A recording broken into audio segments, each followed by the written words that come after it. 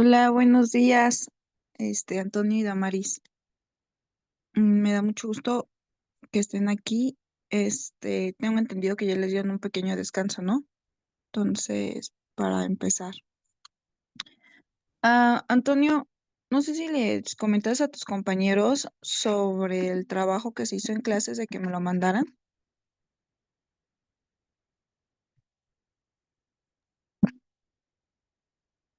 ¿Cuál trabajo? el que donde investigabas alguna noticia con un hecho de delito informático. Ay, no, maestra, se me olvidó. Bueno, igual no sé si entonces no vieron tampoco la clase grabada, porque ahí les comentaba que les compartieras lo que habíamos hecho para que me llegara su trabajo por correo. Y pues obviamente no me llegó ninguno.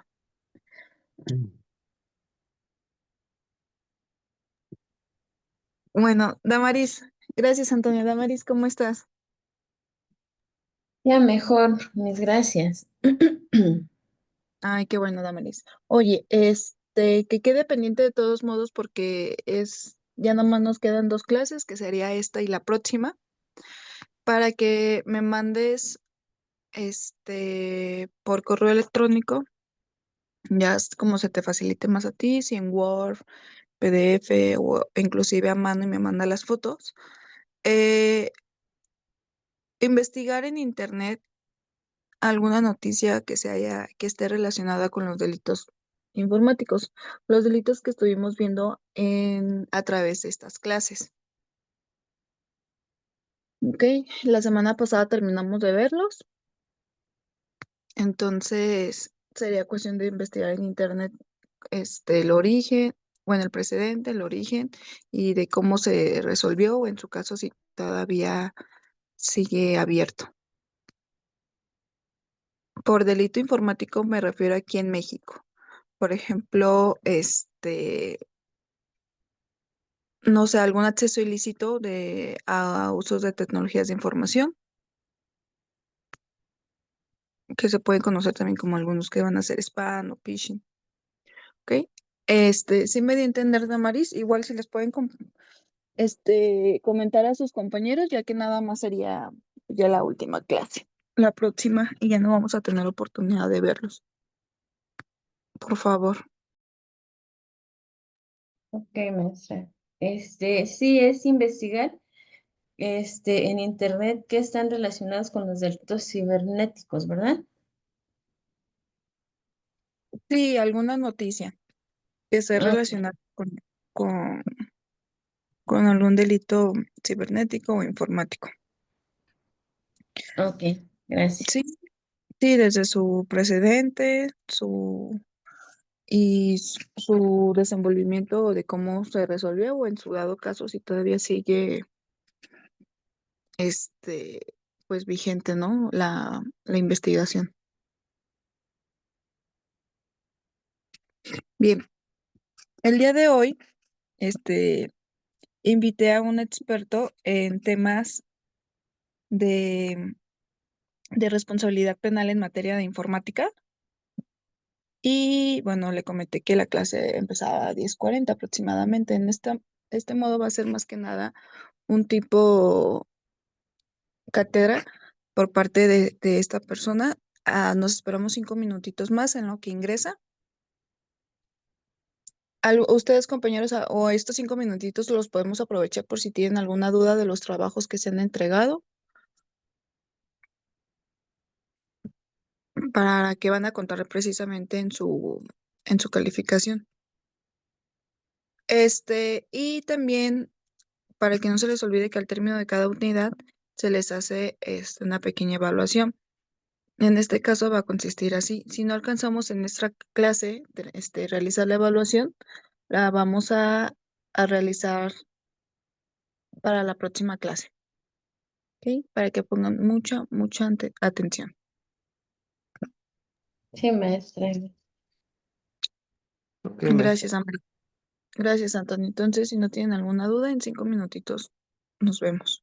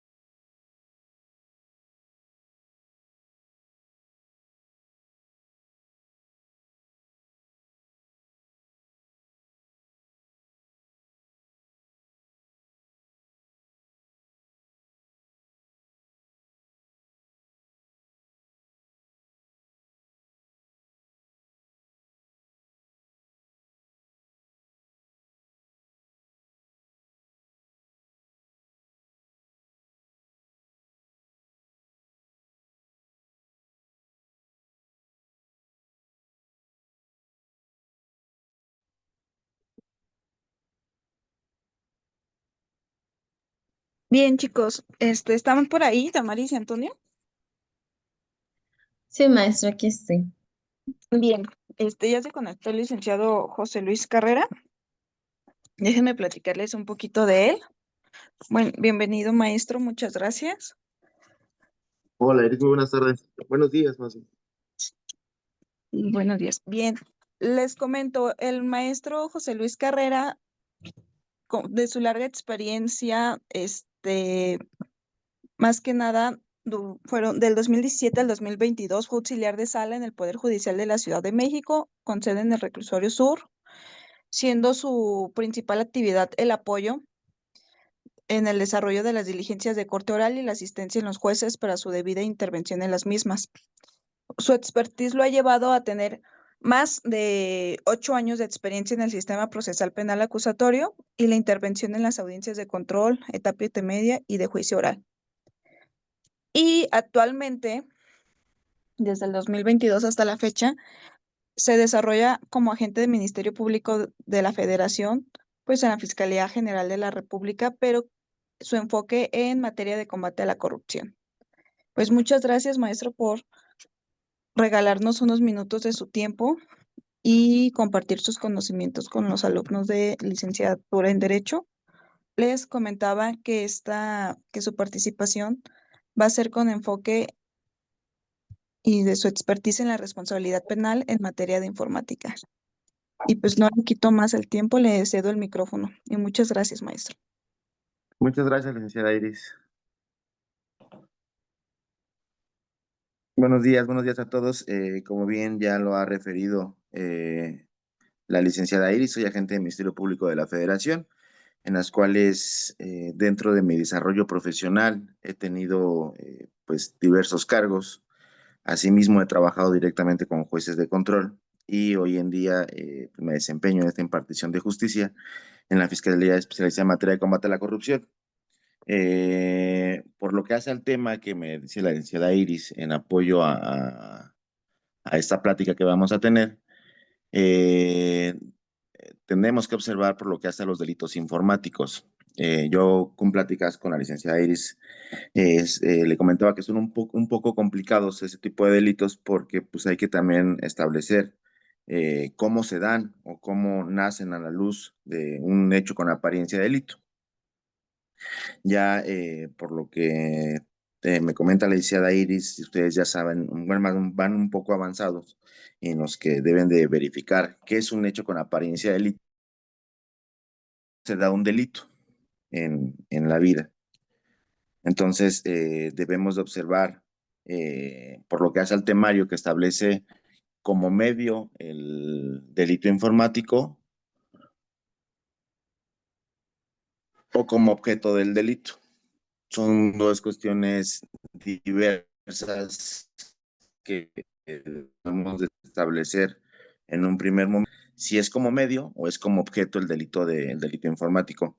En nuestro Código Penal solamente hay pocos delitos o un apartado que se encuentran en el artículo 211 y tiene varios apartados que vienen siendo el tipo de delitos que se pueden cometer en materia penal. No sé si alguien tiene alguien de ustedes cuenta con el Código Penal a la mano para que me pueda hacer favor de leer, aunque sea uno de los artículos o uno de los artículos del apartado capítulo 2, precisamente en el artículo 211. Antonio Damaris, alguien que tenga...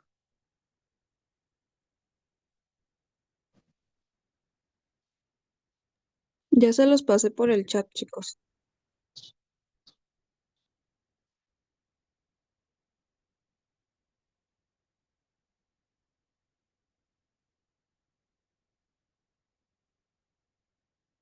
Nadie. Bueno, eh, debemos de observar ese tipo de delitos y yo voy a hablar un poco más respecto a lo procesal.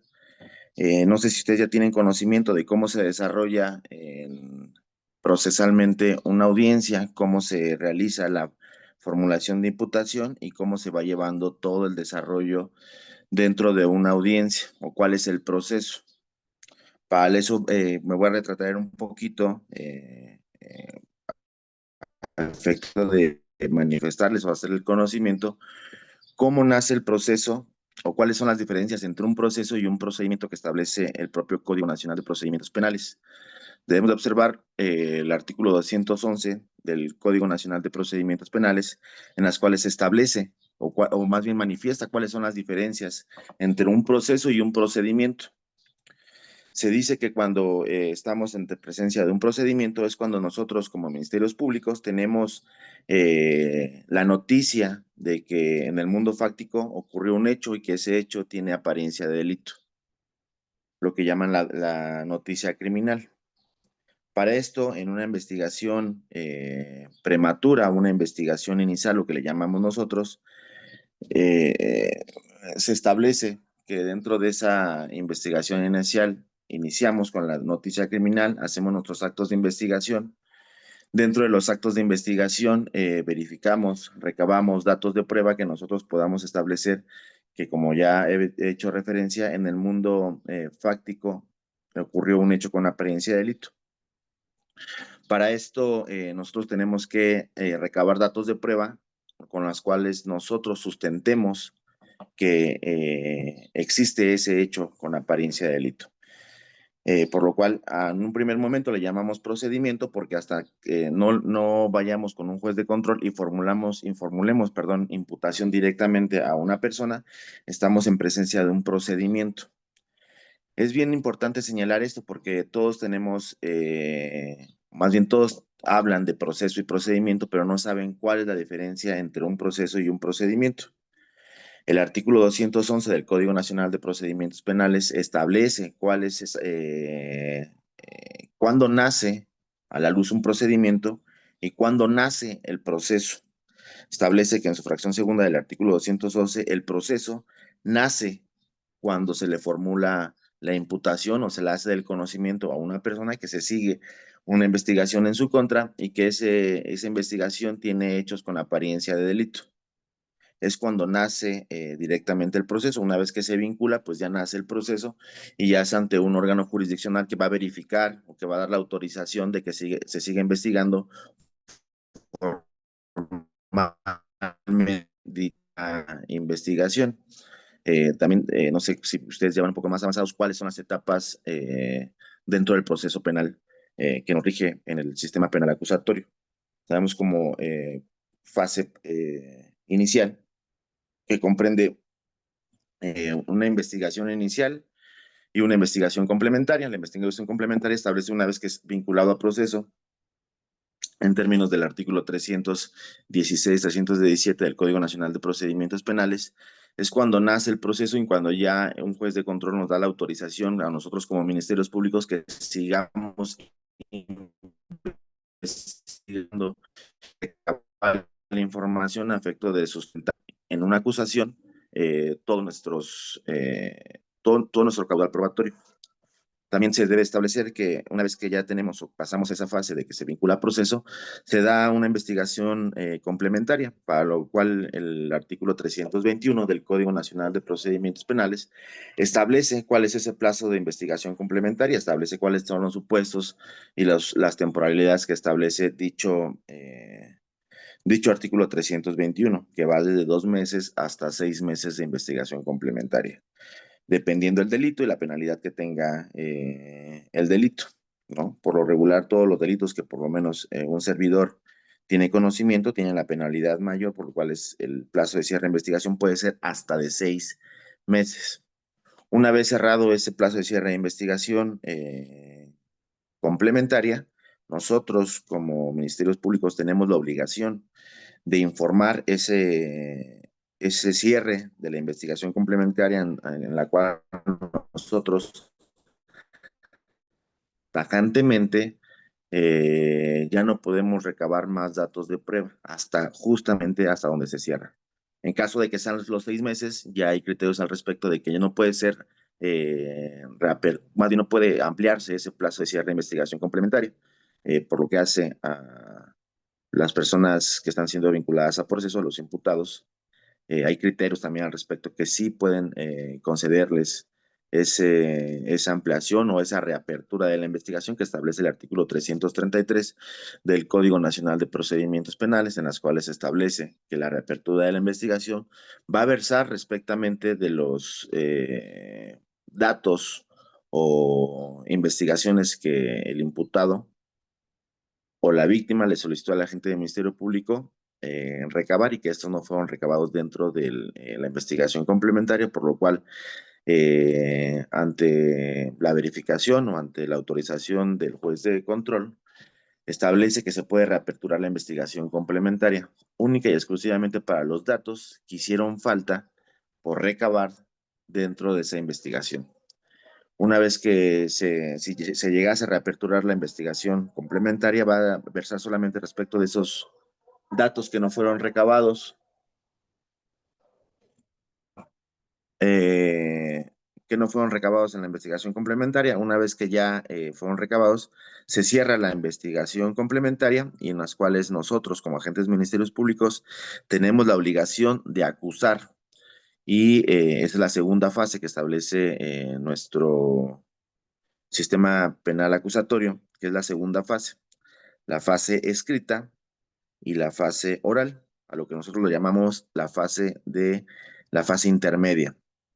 En la fase intermedia, como les he referido, deriva de un escrito, perdón, nosotros tenemos que presentar la acusación y es a lo que nosotros le llamamos esa fase escrita.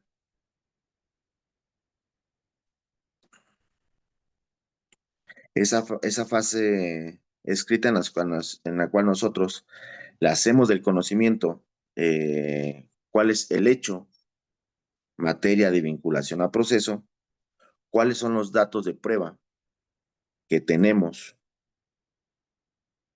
para sustentar el hecho con apariencia de delito y cuál es la clasificación jurídica. Dentro de los datos, siempre nos vamos con las testimoniales, las periciales y las documentales. Estructuralmente, así viene nuestro escrito de acusación. Y esto es, qué es lo que contiene el escrito de acusación? Todos los medios de prueba que vamos a llevar a un juicio. Una vez que nosotros presentamos nuestra cierre de investigación, tenemos 15 días para presentar dicho escrito de acusación. Una vez que es presentado el escrito de acusación, en las cuales tenemos el hecho fáctico, la clasificación jurídica y los medios de prueba que pretendemos ofrecer para que se desahogue la prueba en juicio, el Código Nacional establece 3 días para que la víctima se constituya como coadyuvante. Ellos igual puedan coadyuvar con la acusación correspondiente. Después de los 3 días, el propio Código Nacional de Procedimientos Penales les establece un término para los imputados, ya en este momento acusados, para que den contestación a dicho escrito de acusación, en las cuales también el acusado y su defensor pueden o no pueden contestar la acusación y también pueden ofertar todos los datos de prueba o medios de prueba, afecto que en las cuales son aquellas medios de prueba que van a servirse para su defensa en la audiencia de juicio. También una vez que una vez que superamos ya la fase escrita, nosotros conocemos la audiencia intermedia, que es nuestra fase intermedia, tenemos la fase escrita, y una vez que es señalada audiencia para desahogar la audiencia intermedia, entramos a la fase oral. Dentro de la fase oral de la audiencia intermedia, ¿qué es lo que se va a verificar?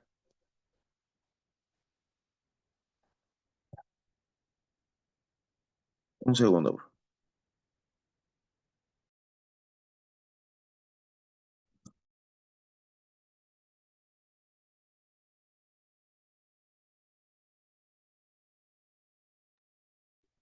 Bien, chicos, ¿todo claro hasta aquí? ¿O tienen alguna duda?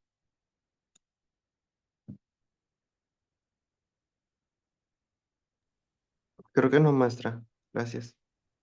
Bien, los términos que les ha platicado, de que les ha hablado, si los conocen, las etapas, de que a qué se refiere como imputados, a qué se refiere como víctima. Algunos no, pero los ando investigando. Entonces, ahí le estoy ya completando. Si tienes alguna duda, tanto de Luis como Antonio, al final para las preguntas hacia el ponente. Pero bien, continuemos. Gracias, maestro. Sí. Maestra Iris, ¿qué tan avanzados van dentro de la licenciatura en Derecho? Creo que es su segundo cuatrimestre, apenas. Según, ok, ok. Entonces, Sí, para retrotraerme un poquito más, porque, pues, bueno, más bien, lo había entendido mal que llevan por a finalizar, pero me retrotraigo un poco más y tal vez les voy a hablar un poquito más de las figuras que obran dentro del proceso penal. sí, con enfoque de informática. Pero sí ya van a terminar, Sí. pero lo que viene siendo el cuatrimestre. Ah, ok, El cuatrimestre, sí, la ok, licenciatura ok. todavía no es cuatrimestre. Una disculpa, creo que no le aclaré ese tema. No, no, no, al contrario. Ahorita voy a dar un enfoque respectivo de lo que vamos a hablar del sistema penal y al final voy a concatenar con ese enfoque de los delitos informáticos. Adelante, maestro. La aula virtual es Sí. suya. Ok, gracias. Antonio, muchas gracias por haberme aclarado eso, porque tal vez yo iba un poco más rápido. Si tienen, es bien importante que para todas las clases que ustedes lleven dentro del derecho penal, siempre encuentren con la mano con su Código Nacional de Procedimientos Penales. Es bien importante eso porque incluso cuando yo tomaba algunas clases, pues como buen estudiante tampoco llevaba mi código eh, o mi código penal o mi código de procedimientos. Pero se los digo hoy como servidor público, como agente del Ministerio Público, es nuestra herramienta. Es nuestra herramienta que tenemos que tener sí o sí en la mano. Porque, pues, ¿qué es lo que pasa como un chofer? Un chofer tiene que tener un carro, ¿no? Porque es su herramienta de trabajo. Nosotros igual, siempre es bien importante tener nuestra constitución, tener nuestro Código Nacional de Procedimientos Penales y dependiendo dónde es la entidad federativa donde estemos litigando, tenemos que tener nuestro código sustantivo de la materia, que es nuestro Código Penal ya sea de la Ciudad de México, ya sea el Código Penal Federal, porque ahí es donde van a venir todos los delitos y cómo se clasifican los delitos. En este caso, por lo que les venía comentando, los delitos informáticos también en el Código Penal Federal, ahí establece. Entonces, es bien importante que tengan a la mano siempre sus códigos. Me voy a retraer un poquito más. El Código Nacional de Procedimientos Penales establece quiénes son parte dentro del sistema, y para lo cual el artículo 105 del Código Nacional de Procedimientos Penales establece quiénes ostentan dicha calidad.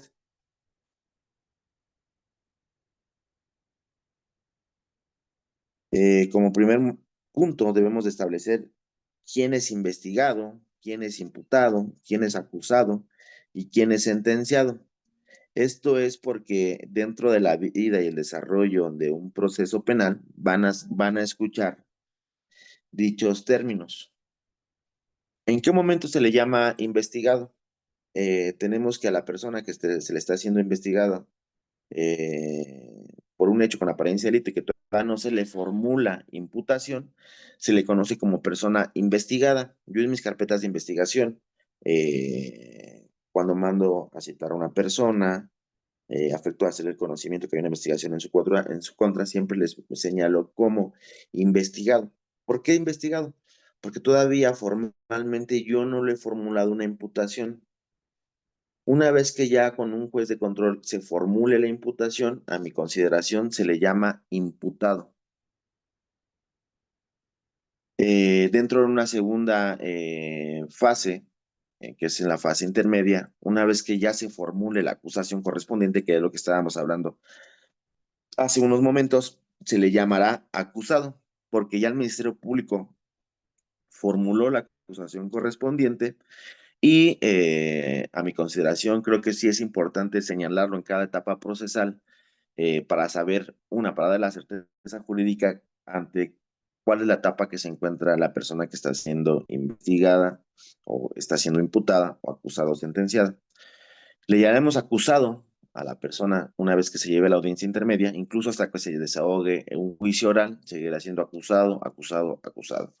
Una vez que ha sido sentenciado, nuestro propio código en algunos artículos, como es el artículo 401, donde se señala la audiencia de lectura y explicación de sentencia, ahí ya nos habla de personas sentenciadas.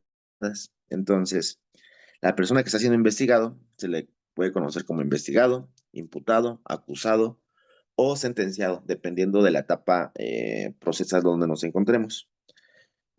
Como primer también el artículo 105 del Código Nacional de Procedimientos Penales también establece qué es lo que es la víctima y el ofendido. Son cuestiones meramente, parecieran que la víctima o ofendido estamos hablando de la misma persona, pero en la vida jurídica no lo es así. Quién es víctima y quién es ofendido son cuestiones diversas, no son lo mismo. Se escuchan que son lo mismo, pero no son lo mismo. Vámonos a un ejemplo del delito, el que trae conduciendo un carro de Uber, lo asaltan y le cometen el delito de robo. Directamente, cuando lo asaltan, le despojan del teléfono celular, del dinero que trae y del automóvil. Como él fue quien, sobre el cual recayó justamente la acción del delito de robo, estaremos hablando, y porque además lo desapoderaron de su teléfono celular y de su efectivo, de víctima, porque él es directamente a quien se le cometió la conducta. Pero el carro, también le quitan el automóvil de Uber, pero resulta que el carro no era de él, era de una persona extraña a la cual nada más él lo trabajaba. A esa persona también tuvo una afectación dentro de su patrimonio, que es el dueño del Uber, también le quitaron el automóvil. A él lo podemos identificar como ofendido. Sobre él no recae la conducta de robo, pero sí tiene una afectación, él es ofendido. Son cuestiones meramente diversas, lo que es víctima y ofendido. Espero que con ese pequeño ejemplo les haya tal vez aclarado cuál es la diferencia entre víctima y ofendido. El artículo 4 de la Ley General de Víctimas también establece cuáles son las personas o cuál es la diferencia entre víctima y ofendido. También el artículo 108 del Código Nacional de Procedimientos Penales también te da la diferencia entre víctima y ofendido. También como siguiente sujeto dentro del Código Nacional establecemos quién es el asesor jurídico. El asesor jurídico es quien vela los intereses de la víctima o ofendido. También como tercer punto, el imputado, que ya lo hemos hecho referencia, el defensor, que es quien vela los intereses del imputado. Tenemos como la siguiente figura o el sujeto dentro de un procedimiento penal al Ministerio Público. En la fracción sexta tenemos al policía. En la fracción séptima tenemos al órgano jurisdiccional, que en este caso es el juez de control. Y también ya el Código Nacional de Procedimientos Penales establece que en su fracción octava tenemos a la Autoridad de Supervisión de Medidas Cautelares. Estas medidas cautelares es la entidad que va a verificar el cumplimiento o incumplimiento de una medida cautelar o de alguna salida alterna, como lo es la suspensión condicional del proceso. Una vez hecho lo anterior, hecho referencia respecto de quiénes son las partes dentro de un proceso, es bien importante señalar eso para después entender quién es parte dentro de un hecho con apariencia de delito y un hecho con apariencia de los delitos de informática. Como retomando, una vez que hemos hablado de quiénes son partes de un proceso, también lo es que les estaba yo hablando del proceso penal y nos encontrábamos en la fase intermedia. En la fase intermedia, como ya les he hecho referencia, nos encontramos ya en la fase oral, que es ante un juez de control, que se va a verificar cuáles son los medios de prueba que van a pasar por parte del Ministerio Público en un primer momento. Va a ser una exposición resumida del hecho con apariencia de delito, va a ser exposición de la clasificación jurídica y va a ser la exposición de sus medios de prueba que pretende ir a juicio. Y así sucesivamente, una vez que va al Ministerio Público, las partes pueden excluir, en este caso el Ministerio Público, qué es lo que se va a tomar en consideración para irse a juicio. Se dice que esta audiencia es una audiencia de filtro para verificar qué es lo que se va a juicio y qué es lo que no se va a juicio.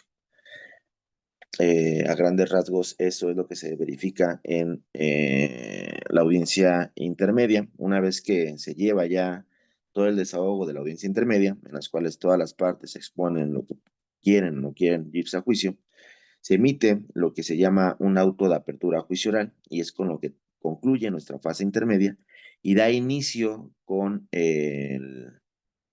la última fase, que es la tercera fase del sistema penal acusatorio, que es la fase de juicio oral. Termina con el auto de apertura a juicio oral y inicia enviando ese auto de apertura a juicio oral a un juez de enjuiciamiento, en las cuales el juez de enjuiciamiento solamente tiene en sus manos el auto de apertura a juicio oral, en el cual solamente contiene el hecho, la clasificación jurídica y los medios de prueba que se van a desahogar. Y una vez que se desahoguen, se llamarán prueba. Dentro de la etapa de juicio oral tenemos también dos etapas.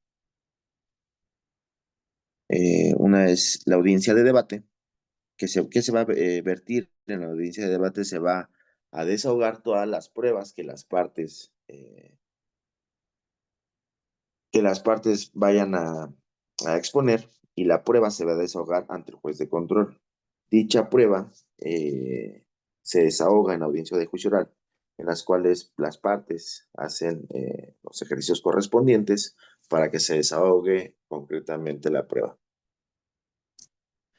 Una vez que se desahogan todas las pruebas, se da un alegato de clausura, en las cuales las partes le hacen el conocimiento qué es lo que se probó en la audiencia de juicio y solicitan cada una de las partes lo que a derecho corresponda. En el caso del Ministerio Público, que se condene.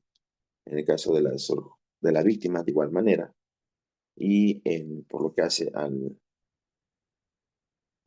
acusado y su defensor, que se absuelva dentro de ese desarrollo de la audiencia de juicio oral. Una vez que es valorado por parte del Tribunal de Enjuiciamiento, se llega a una resolución. En caso de ser, se lleva una resolución en las cuales, si es un fallo de condena, se continúa con una siguiente etapa, que es la individualización de sanciones penales y reparación del daño. Y en caso de que sea un fallo absolutorio, se emite los motivos y se señalará una audiencia de lectura explicación de sentencia, en las cuales el Tribunal de Enjuiciamiento da la explicación a las partes de por qué arribó a ese fallo de absolución. Si nos encontramos en un fallo de condena, nos iremos a la siguiente fase, que es la audiencia de individualización de sanciones penales y reparación del daño, que se va a verificar cuánto o cuál es la pena que le corresponde, así como se va a verificar cuál es la reparación del daño que hay que pagar. Una vez que se lleva de igual manera el desahogo de las pruebas para acreditar eso, se emite de igual manera un fallo y se lleva una audiencia de lectura explicación de sentencia.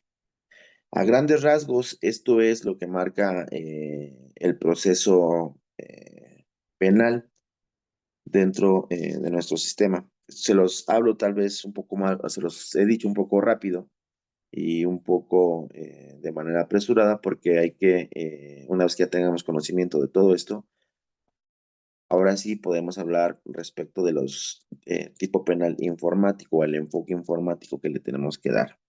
Pero sí, para mí es importante señalar cuáles son, cuál es el proceso penal y cuál es la diferencia entre un procedimiento y un proceso penal. De igual manera, como la licenciada Iris me hizo referencia, también ustedes tienen que tener conocimiento de quiénes son partes dentro del proceso penal eh, en nuestro sistema.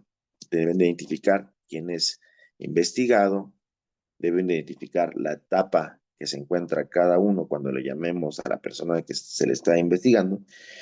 En un primer momento, a consideración mía, es investigado. Una vez que se le formula imputación, es imputado. Cuando se le formula la acusación correspondiente, es acusado.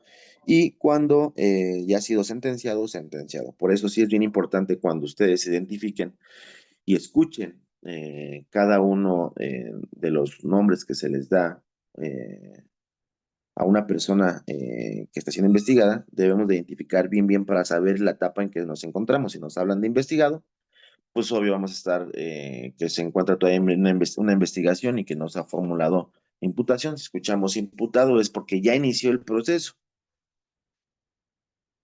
ya una vinculación a proceso. Eh, Cuando escuchamos acusado, pues muy seguramente ustedes ya deben identificar que ya nos encontramos en una fase intermedia o en una fase de juicio. Por eso, o cuando les hablen de sentenciado, ustedes deben de identificar y decir, "Ah, ya fue sentenciada la persona". Por eso es bien importante identificar en qué etapa nos encontramos con el simple nombre de la persona que está siendo investigada. ¿Ok? Entonces, por lo que hace al temario que he de abordar, como uno de los puntos señala que la informática como medio o como objeto del delito. Es bien importante saber identificar lo que es medio y lo que es objeto de un delito. Digamos que por lo que hace como medio, nosotros podemos encontrar que para cometer el delito, no sé, algún delito que se les ocurra por redes sociales, vamos a hablar por lo que hace a las páginas de Facebook. En las páginas de Facebook, como podemos encontrar también, verificamos que venden automóviles. Dentro de esos medios informáticos, es como medio porque es la fuente donde manda la información y digamos que venden venden automóviles. Dentro de ese medio que nos llevó a ir y a comprar un carro, que resulta que el carro pues es robado, tiene reporte de robo, podemos entender como esos medios informáticos, como las páginas de Facebook, es el medio que nosotros tenemos para llevar o para ir con una persona y comprar un auto. Esto lo podemos establecer desde mi punto de vista como medio, porque no fue el objeto directamente del delito, un delito informático. Ahora nos vamos como objeto, a lo cual es como ya les compartió la licenciada Iris, en el Código Penal Federal.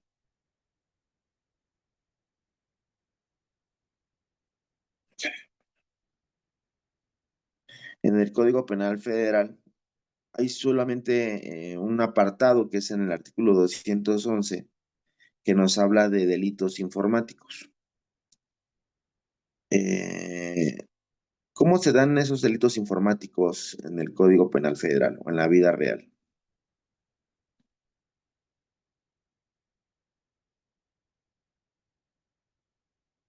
Vámonos al artículo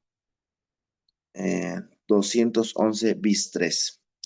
Dice al que estando autorizado para acceder al sistema de equipos informáticos del Estado, indebidamente modifique, destruya o provoque pérdida de información que contenga, se le impondrán de 2 a 8 años de prisión. Esto lo podemos establecer que es como objeto del delito, porque directamente este tipo penal nos habla de esa introducción a un sistema informático y que dentro de, una vez que te introduzcas al sistema informático, modifiques, destruyas la información correspondiente. Y para esto, yo tengo, como Ministerio Público, tengo un caso en específico por lo que hace a ese tipo penal. Les voy a hablar un poquito de manera genérica cómo es el delito que se está investigando y que incluso ya solicité audiencia para que un juez de control verifique que si se reúnen todos los elementos indiciariamente del tipo penal a la conducta que desplegaron mis hoy investigados, se puedan vincular al proceso. Y el hecho es el siguiente.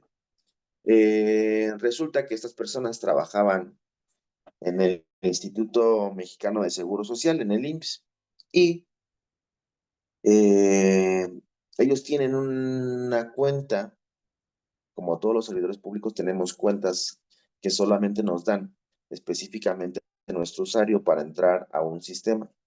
Ellos tienen un sistema informático dentro de la institución del Instituto Mexicano de Seguro Social, que tiene un nombre, se llama, bueno, ese sistema que tienen ellos tiene un nombre que solamente para acceder al sistema informático, cada uno de los usuarios entra única y exclusivamente con su cuenta. Esas cuentas que se les da como una vez que empiezan a ser trabajadores, esas cuentas son únicas, intransferibles. Solamente es responsable de las personas que entren con su cuenta de realizar lo que corresponda dentro de sus funciones. Pues resulta que va un señor de aproximadamente 70 años de edad, va al Instituto Mexicano de Seguro Social a promover su pensión, esa pensión por vejez que tienen todas las personas que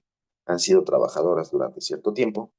Va y en el año 2023 dice, yo ya cumplí con la edad y con los años, solicito que vengo a hacer los trámites para mi pensión.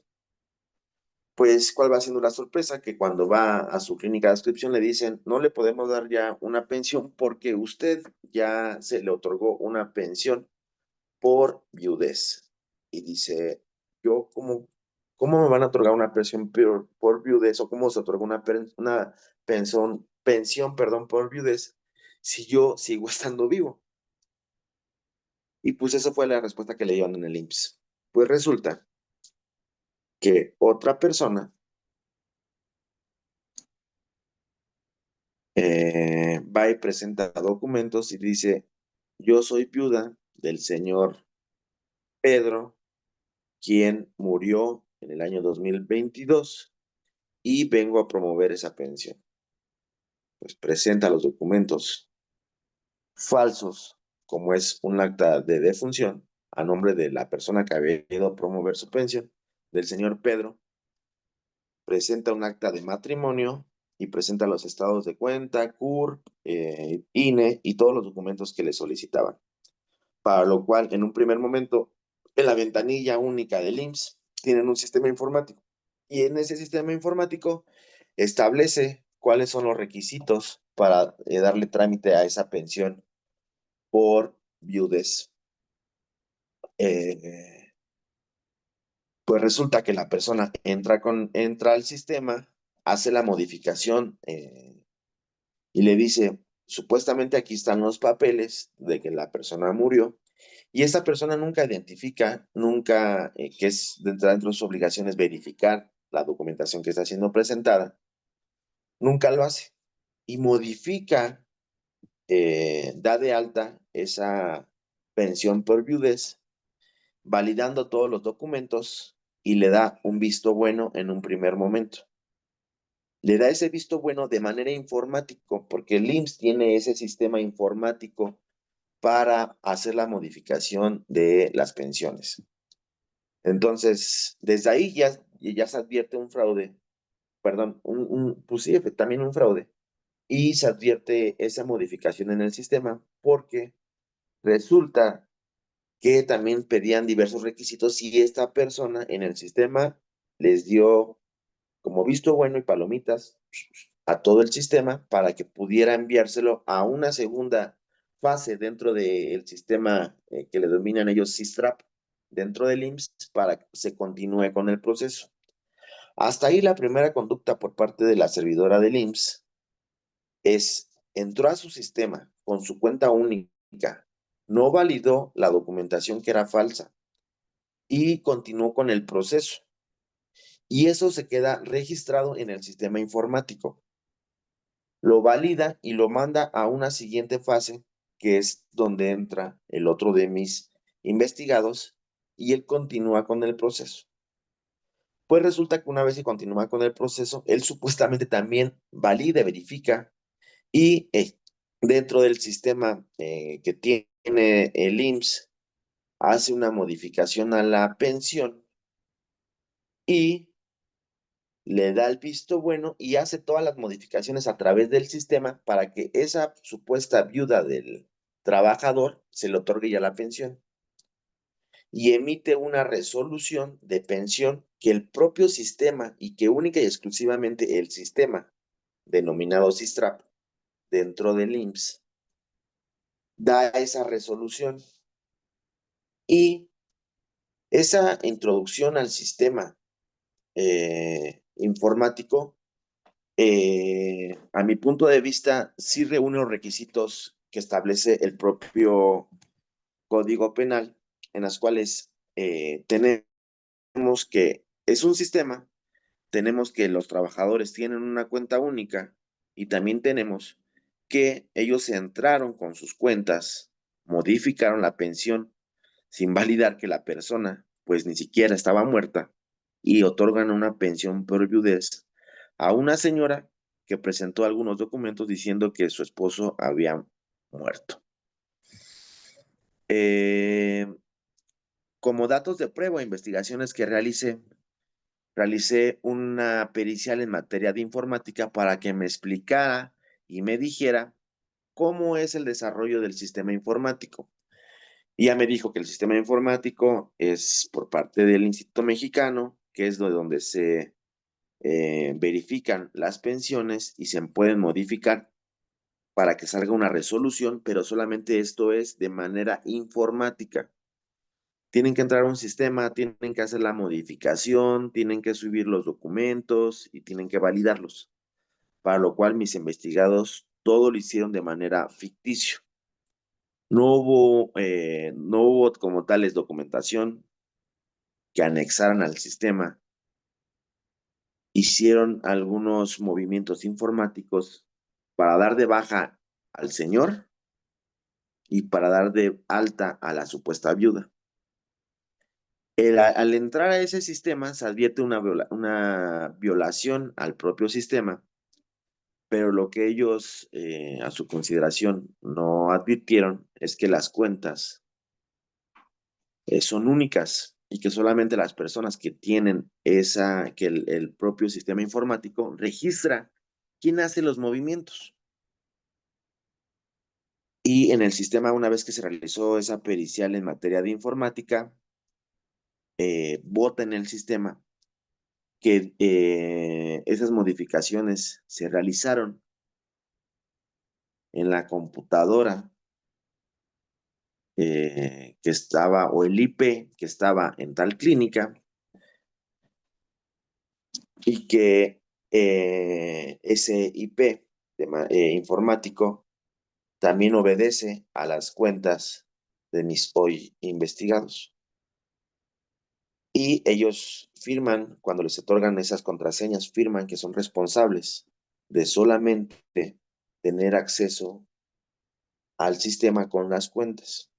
Ellos nunca advirtieron que al hacer la modificación les iba a botar en el sistema quién realizó las cuentas eh, quién realizó los movimientos informáticos. Con la pericial de informática me dice cuál fue el IP de donde se realizó el movimiento, de qué computadora se realizó el movimiento y quién fue la persona o el usuario que realizó el movimiento. Tengo dos personas que realizaban los movimientos. Una es la primera persona que supuestamente recibe la información y que le da el visto bueno a todo y que modifica en un primer momento para que se envíe a la siguiente fase y que esa siguiente fase es donde se emite la resolución informáticamente para que se dé de baja y alta a la supuesta viuda.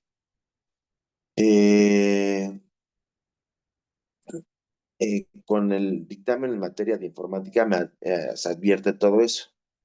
Me dice, como ya se los he hecho referencia, qué IP fue, qué computadora fue y quién fue el usuario. Ellos muy seguramente van a decir que pues, les robaron las contraseñas, pero pues resulta que también en el horario que ellos realizaron los movimientos, el sistema informático advierte cuáles son los horarios de los movimientos y pues resulta que esas dos personas sí fueron a trabajar ese día, sí estaban en las oficinas ese día, para lo cual no pueden decir que ellos no fueron, porque también las cuentas son únicas e intransferibles. Entonces, de ahí cómo se puede llevar un delito informático que establece el Código Penal es tal vez eh, ese caso en específico que es un ejemplo que les pongo bajo la mesa que yo justamente estoy llevando a cabo. ¿Y cuál es la responsabilidad de ellos? Haber hecho la modificación, no haber observado que la documentación era falsa y que muy seguramente tenían el conocimiento que todo lo que estaban haciendo era indebido.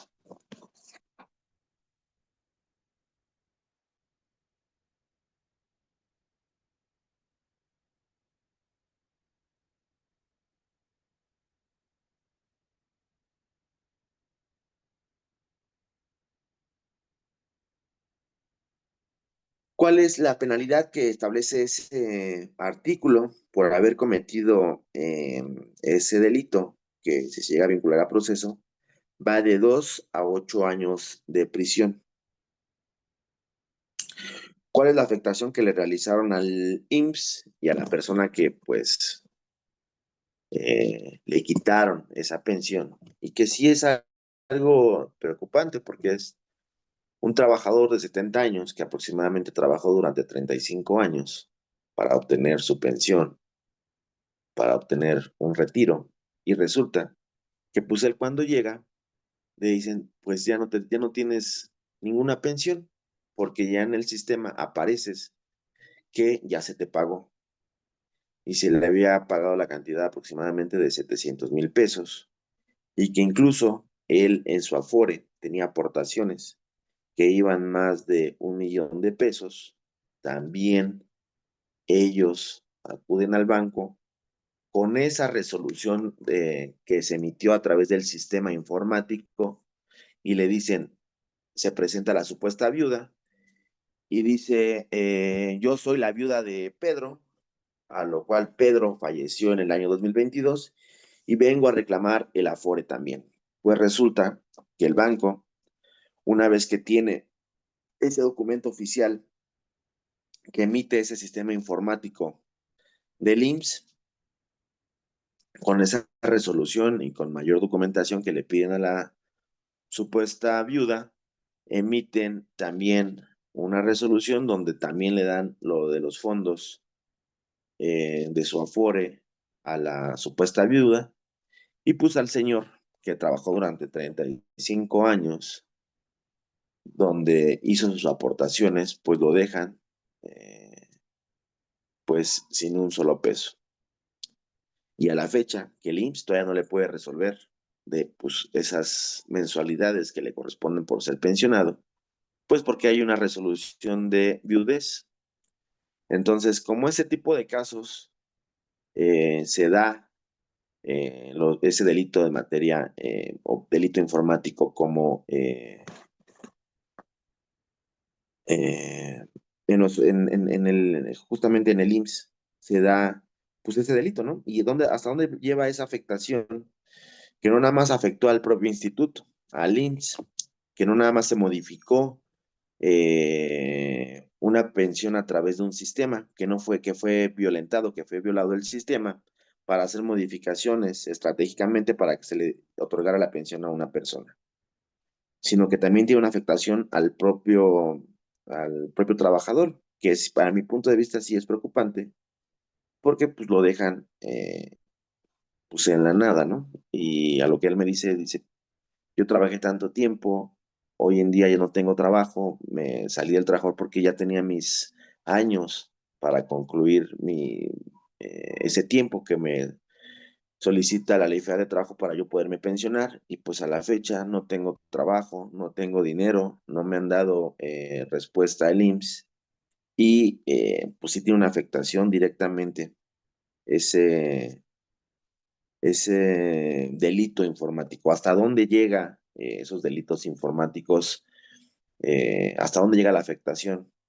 Es importante tal vez señalarlo y decirlo. Hasta aquí, ¿tienen alguna duda, algún comentario que me quieran hacer? Damaris, Antonio,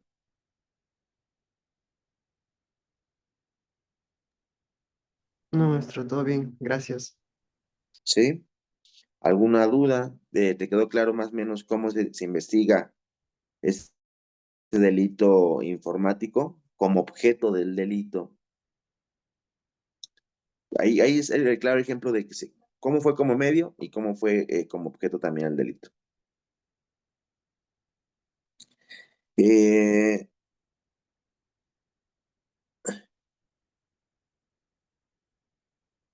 También dentro del temario establece lo que son el Internet y la responsabilidad penal. ¿Hasta dónde tienen los alcances lo que se publica en esas páginas digitales? ¿Hasta dónde puede tener ese alcance? ¿Y hasta dónde puede tener esa responsabilidad penal?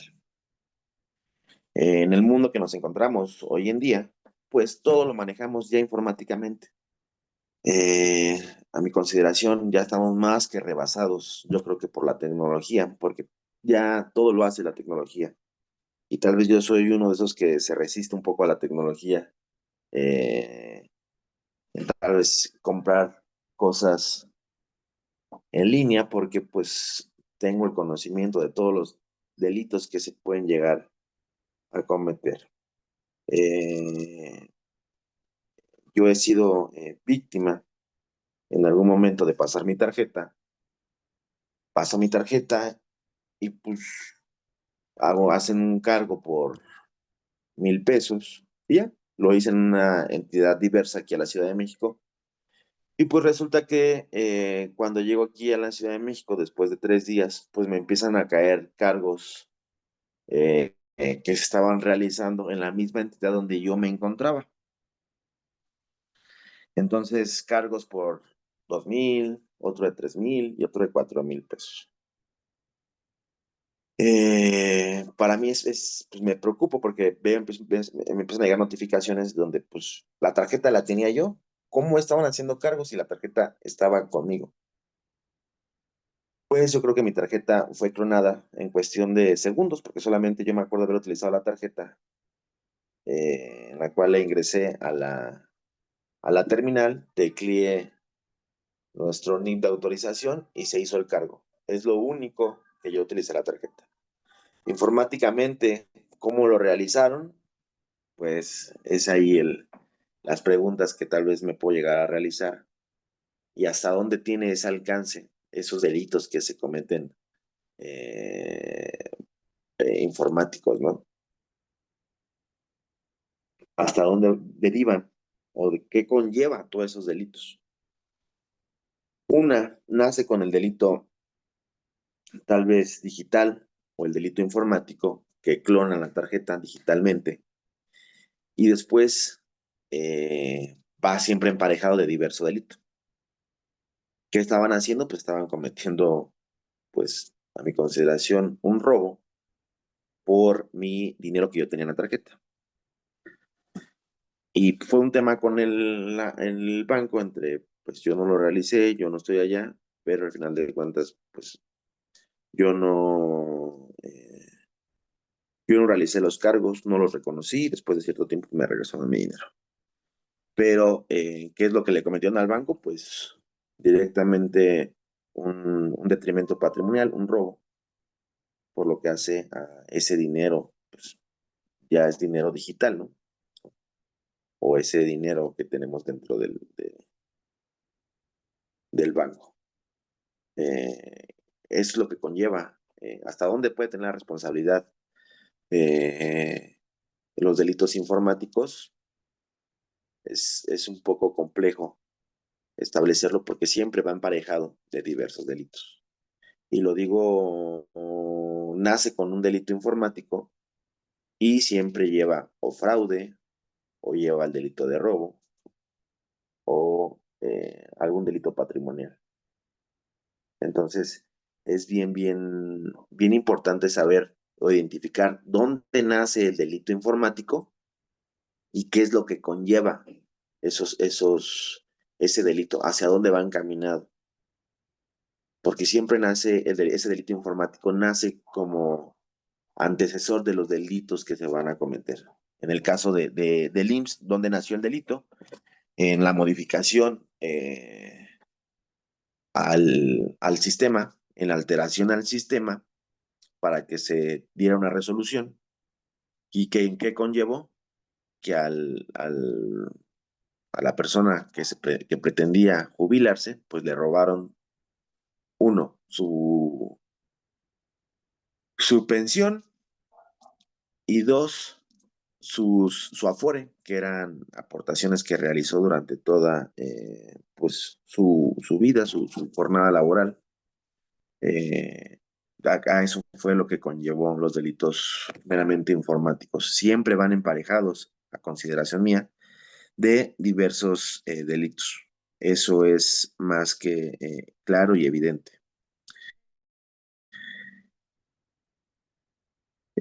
También nos habla sobre la doctrina, la jurisprudencia y el derecho comparado. Hay naciones, para lo que hace el derecho comparado, hay diversas, hablemos de diversos estados, eh, que pues son más avanzados, ¿no? Que nuestro, que pues, que México. Financieramente, pues hay otras naciones que van más avanzado y que todo lo tienen tal vez más el tema de informático.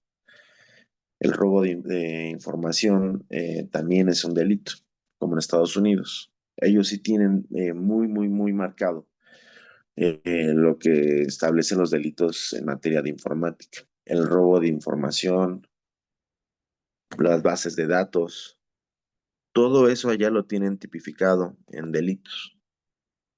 Entonces, el derecho comparado trata de, tal vez, de verificar entre nuestra nación como México y poder establecer qué es, hasta dónde van avanzados otras naciones para poder verificar o podernos allegar de los próximos delitos que se avecinan, ¿no? Porque tarde que temprano este catálogo en nuestro Código Penal Federal o en los códigos de diversas entidades federativas va a tener que ser reformado y va a tener que agregar diversos delitos en materia de informática. En el Código Penal Federal se habla de pocos, solamente tiene un catálogo de delitos informáticos, va del 200, solamente es el artículo 211, y ahí divide en diversas categorías los delitos informáticos.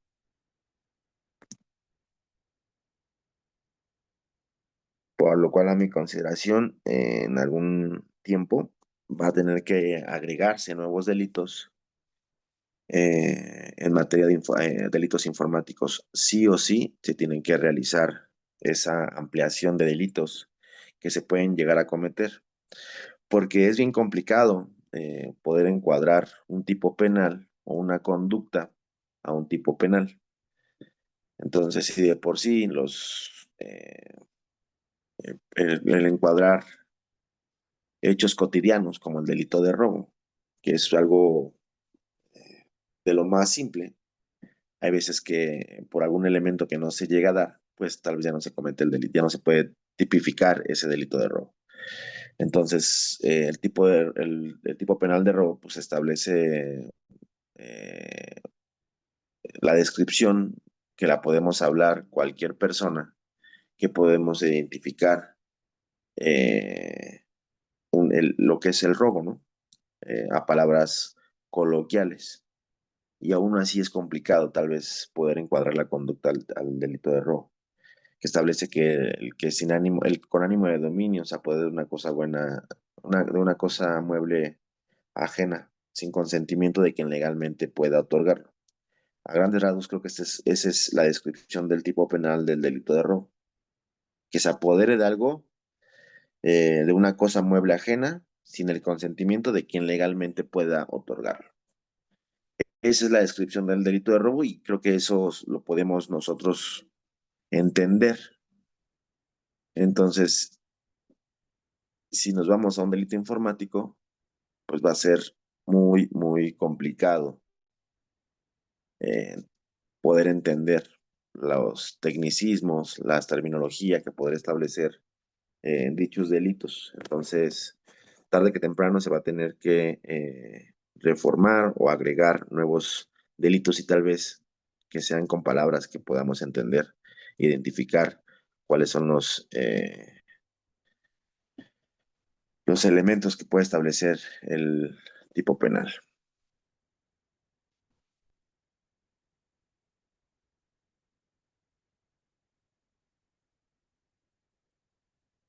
Eh, ¿Alguna duda, Antonio, hasta aquí?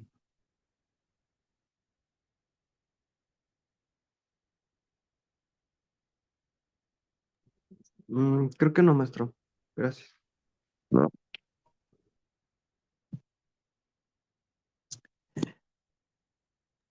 Todo bien, maestro, gracias. Ok.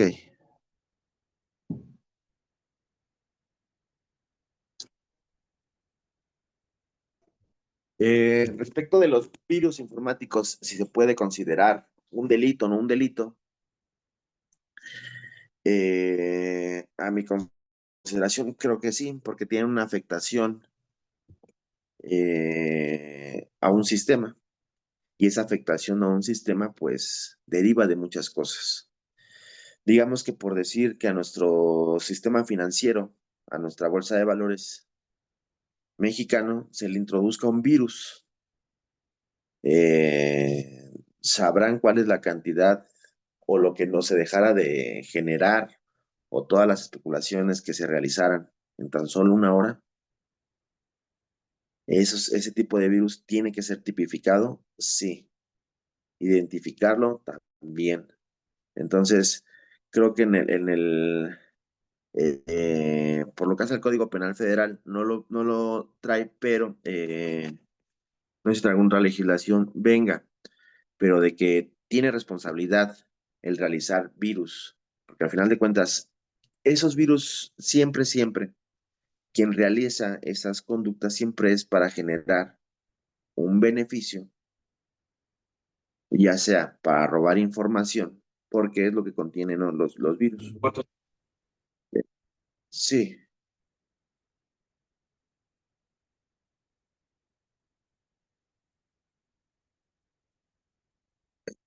¿Manifestaste algo, Iris? ¿Le decía Iris? No. No, Ok.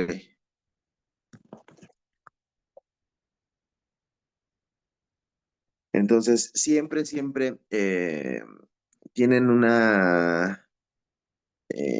pues deben tener una afectación y un fin para realizarlos. Como ya quedó establecido, siempre los delitos informáticos, siempre, a consideración mía, siempre van acompañados de diversas cuestiones meramente para obtener algún beneficio o para obtener algún lucro indebido de la la realización de dichos delitos informáticos. Siempre es para robar información, siempre es para cometer un delito patrimonial, siempre nacen de ahí. Siempre, siempre, a mi consideración, creo que nacen de para cometer un delito secundario. ¿Alguna duda, Antonio, Damaris, respecto del proceso? Ya les quedó establecido bien, bien, bien quiénes son partes dentro del proceso penal, que establecemos que es víctima u ofendido. Ya les di cuáles son las diferencias. Lo pueden checar incluso en el artículo, si tienen a la mano su Código Nacional de Procedimientos Penales. El artículo 108 establece categóricamente y hace la descripción de cuál es cada uno de ellos. Si no, también se pueden ir al artículo 4 de la Ley General de Víctimas, en las cuales también establece esa diferencia, lo que se sostiene, lo que sostiene lo que es víctima y lo que es ofendido.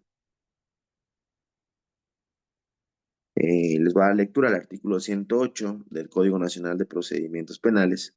Manifiesta que para los efectos de este código se considera víctima del delito al sujeto pasivo que resienta directamente sobre su persona la afectación producida por la conducta delictiva. Asimismo, se considera ofendido a la persona física o moral titular del bien jurídico lesionado.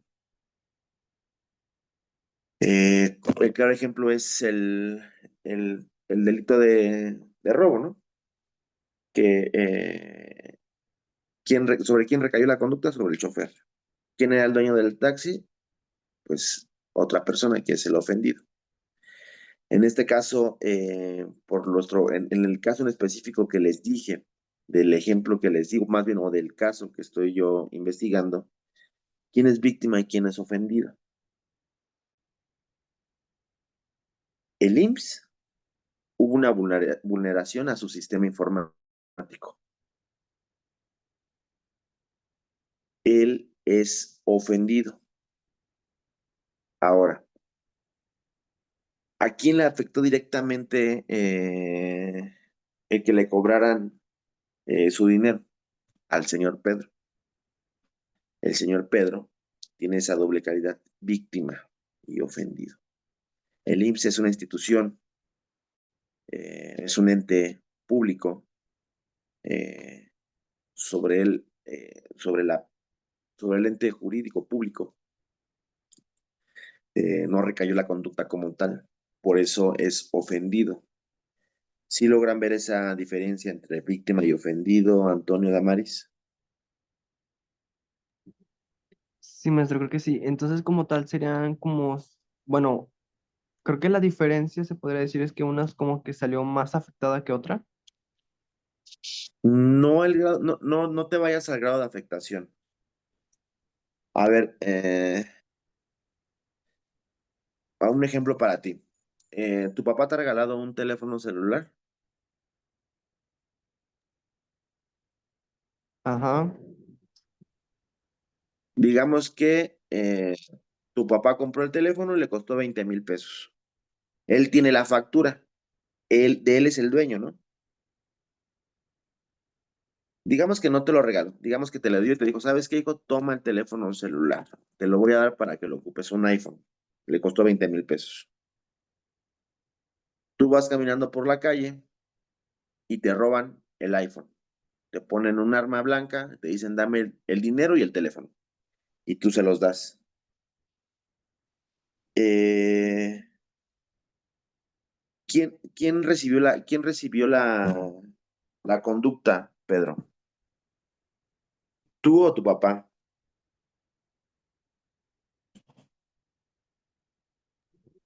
ok, o sea, entonces se refiere que la amenaza la pude haber recibido yo, pero ahora sí que el daño lo Ok, sufrió, ahora sí que... tu papá. Tú Ajá. recibiste la amenaza, te quitaron el teléfono a ti, pero legalmente, ¿quién era el dueño del teléfono? Legalmente. Ah, ok, ¿A quién le sí. emitieron la factura? ¿A quién le emitieron la factura del teléfono? A mi papá.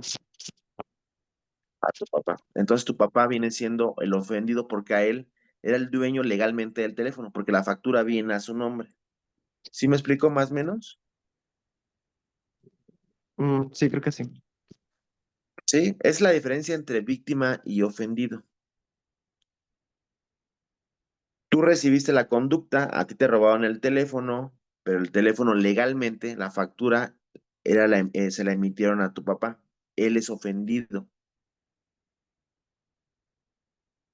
En el caso de los delitos informáticos, el IMSS es ofendido. Víctima, el señor Pedro, porque le quitaron todo su dinero. Directamente sobre él también recayó una afectación patrimonial directamente. Entonces, hay que checar bien, bien, bien. Apúntenlo, artículo 108 del Código Nacional de Procedimientos Penales. eh, el, el cuarto de la Ley General de Víctimas. Vámonos a la siguiente parte de quién es parte procesal también, Antonio. El, como ya se los dije, investigado, imputado, acusado, sentenciado. En el caso por lo que les dije, en el caso del IMSS, ese investigado, eh, eh, pues tienen también esa calidad específica que exige el tipo penal, que sea servidor público. Ah, no, este no tiene calidad específica, pero hay algunos tipos penales que sí deben de tener esa calidad específica. ¿Qué es la calidad específica? Que el sujeto activo tenga una calidad específica. ¿Cuál es esa calidad específica? Que sea un servidor público. O los delitos que cometen los policías, que sea policía. ¿Sí me explico? Entonces, en este caso, otro de las partes procesales son, en este caso, mis investigados, que son trabajadores del propio Instituto Mexicano de Seguro Social. Eh, Nada más esto ya como repaso antes de concluir. Entonces, establecemos que las personas dentro de un proceso penal, víctima, ofendido, asesor jurídico, quien es que vela los intereses de, eh, de la víctima y el ofendido. Tenemos al investigado, imputado, acusado, sentenciado, que es un mismo ente, pero sí es bien importante que ustedes verifiquen en qué etapa se encuentra para que ustedes le puedan dar ese nombre correcto. ¿Quién más es parte dentro del proceso? El defensor, quien es quien vela los intereses del imputado, acusado, sentenciado. ¿Ok? ¿Quién más se encuentra dentro de ese catálogo que establece el artículo 105 del Código Nacional de Procedimientos Penales? El Ministerio Público. El Ministerio Público es quien investiga, quien tiene a cargo la carpeta de investigación y que tiene a cargo de allegarse de todos los datos de prueba para poder sustentar esa en un primer momento la imputación, en un segundo momento la acusación. ¿Ok? ¿Quién también es parte dentro de un proceso? El policía. El policía es quien hace, quien realiza también actos de investigación a petición del Ministerio Público, o en el caso de los delitos flagrantes es quien detiene al infractor. Y también tenemos, que es para mí el más importante dentro de este enlistado de las personas que son sujetos del procedimiento penal, que es el órgano jurisdiccional. ¿Quién es el órgano jurisdiccional? En este caso, juez de control, juez de tribunal de enjuiciamiento, magistrados, magistradas, eh, jueces de distrito, todas las personas que tienen ese poder jurisdiccional para poder resolver la situación jurídica de cualquier persona. ¿Ok? Y ya como último, ¿quién es también sujeto del procedimiento? Que es la USMECA, la Unidad de Medidas Cautelares y de Suspensión Condicional del Proceso, quien va a verificar que no tengas antecedentes de alguna salida alterna y quien va a verificar quien está haciendo ya tiene un proceso en su contra y que tiene medidas cautelares, quien va a verificar dicha circunstancia.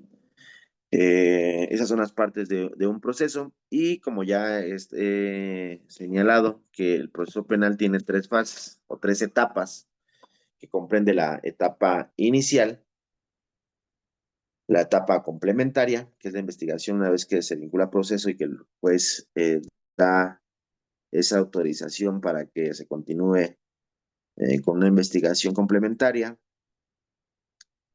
Luego nos continuamos con la etapa intermedia en su versión escrita, que es cuando el Ministerio Público presenta la acusación correspondiente, y su fase oral, que es cuando se lleva el desarrollo de la audiencia y se verifica eh, qué es lo que se va a llevar a prueba, qué es lo que se va a llevar a juicio. Es la depuración de todos los medios de prueba que se van a ir a juicio.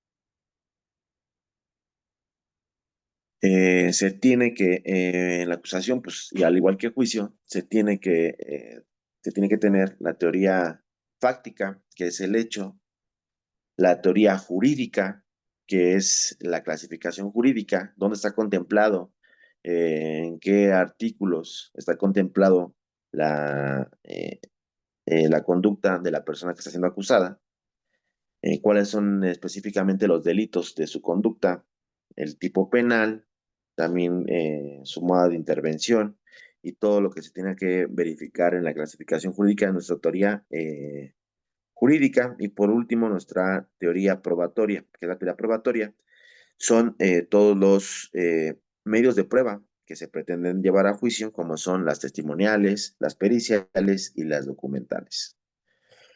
¿Cómo concluye la fase intermedia? Concluye con el dictado del auto de apertura al juicio oral, concluye esa etapa intermedia y una vez que se emite el auto de apertura a juicio oral, se pasa a ese auto de apertura con el tribunal de enjuiciamiento y es donde nace esa última etapa, que es la etapa de juicio, donde se va a desahogar todo lo que es...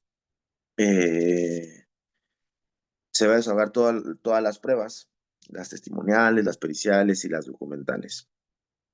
Si se emite un fallo absolutorio, se absuelve a la persona que está siendo procesada y se emite un fallo de absolución y se señala audiencia de lectura de explicación de sentencia.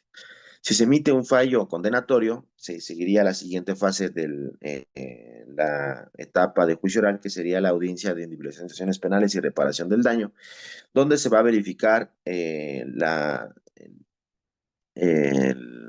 la clasificación jurídica de cuánto es lo que correspondería imponerle a la persona que se le emitió un fallo en cuestión a la penalidad y en cuestión a la reparación del daño que tiene que hacerse cargo. Una vez que se lleva a eso, también se emite un fallo y ya se señala la audiencia de lectura y explicación de sentencia, donde concluye en esa primera etapa el proceso penal, con esas tres etapas, inicial, intermedia y juicio. Ya posteriormente se puede deslumbrar apelación, amparo, pues son cuestiones diversas. Solamente quería comentarles esto procesalmente, que creo que sí lo deben de tener bien presente, quiénes son las partes dentro de un proceso, en el enfoque informático, cómo se lleva un proceso o cuáles son las etapas de un proceso para efecto de que ustedes, una vez que si son ministerios públicos, defensores, asesores jurídicos dentro ya una vez que ustedes estén litigando, puedan verificar bien qué es lo que tienen que observar en los delitos informáticos. Eh, Se los doy, esta clase es un poco corta porque considero yo que cada fase del proceso penal sí lleva por lo menos cada fase, a mi consideración, algunas, incluso 2, 3, 4 clases por fase. Pero espero les haya podido aportar o darles un granito de arena en esta clase.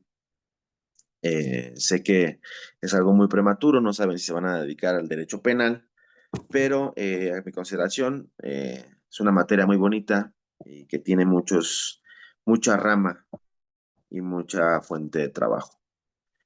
Les agradezco por el tiempo, le agradezco a la licenciada Iris por haber dado la oportunidad de poderles dar esta pequeña clase. Espero no les haya yo dejado con más dudas de con las que entraron a esta clase. Muchísimas gracias, maestro José Luis. Y también muy fructífera, muy retroalimentadora su clase. Y así con los ejemplos claros que nos dio, temas que usted mismo está indagando, de cómo las tecnologías de información y comunicación son medios pues, para cometer este tipo de delitos informáticos, que actualmente no es muy común. Como usted dijo, se van a tener que adecuar las normas jurídicas por esta evolución que estamos teniendo. Pero muchas gracias.